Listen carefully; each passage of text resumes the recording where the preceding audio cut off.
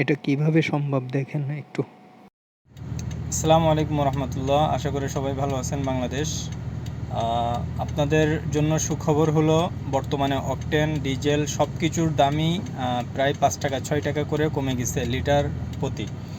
তো আপনি একটা জিনিস, এটা সুখবরটা দিচ্ছি যে এই কারণে বাংলাদেশের মানুষের জন্য আপনি একটা জিনিস চিন্তা করেন, দেশের এই পরিস্থিতিতে দেশের দ্রব্যমূল্য কোথায় চলে গেছিলো, দেশের সব কিছু নিয়ন্ত্রণ কোথায় চলে গেছিলো। সব কিছু যখন ঠিক ছিল, সরকার ব্যবস্থা সব কিছু ঠিক ছিল, তখন কেন দাম বেশি ছিল? আর বর্তমানে সরকাররা আসছে যে এখন বর্তমানে দেশের অবস্থা ভালো না, বন্যায় ক্ষতি হয়েছে, এরপরে বহুত ক্ষয়ক্ষতি হয়েছে, সরকারি অনেক কিছু ক্ষয়ক্ষতি হয়েছে। তারপরেও আপনারা এই যে দ্রব্যমূল্যটা নিয়ন্ত্রণে ওরা রাখছে, তো এটা আপনি কি বলবেন? এটা অনেক বড় কিছু না?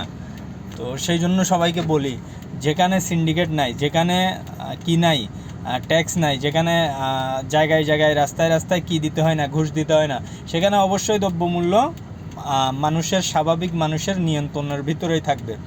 তো সেই জন্য আর কি সবাইকে বলতে চাই, দেখেন দেশটা যখন সরকার গঠন, এখনও পর্যন্ত যারা আওয়ামী লীগ কিংবা তাদেরকে, এই ফ্যাসিবাদীদেরকে যারা সমর্থন করতেছেন, তাদের উদ্দেশ্য বলি, আপনারা সমর্থন করে পুরো দেশকে কতটুকু লুটপাট হইলে দ্রব্যমূল্যটা বাড়াই দেয়।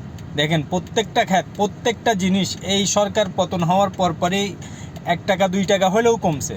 তো কেমনে কমা সম্ভব? কেমনে? আপনার দেশের পরিস্থিতি যদি খারাপ হয়, জিনিসপত্রের দাম কী হবে? বৃদ্ধি হবে। সেখানে দেশের পরিস্থিতি খারাপের জায়গাতেও দেখেন দ্রব্যমূল্য কী হচ্ছে, ঊর্ধ্বগতি না হয়ে নিম্নগতি হচ্ছে। তো এইটাই হলো উন্নত দেশ কোথায় বলবে? আপনি 1000 টাকা কামাচ্ছেন, উন্নত দেশ কাকে বলে সেটা আপনি আমার কাছ থেকে শুনেন। আমার মতে, আমার বিবেকে যতটুকু আইডিয়া, উন্নত দেশ বলে যে আপনি 1000 টাকা কামাচ্ছেন, 1000 টাকা কামায় আপনার ফ্যামিলি, ঘর সংসার সব কিছু চালিয়ে আরও ধরেন আপনার থেকে 500-600 টাকা কি থাকবে, জমা থাকবে মাসে, সেটা হলো আপনি উন্নত দেশ।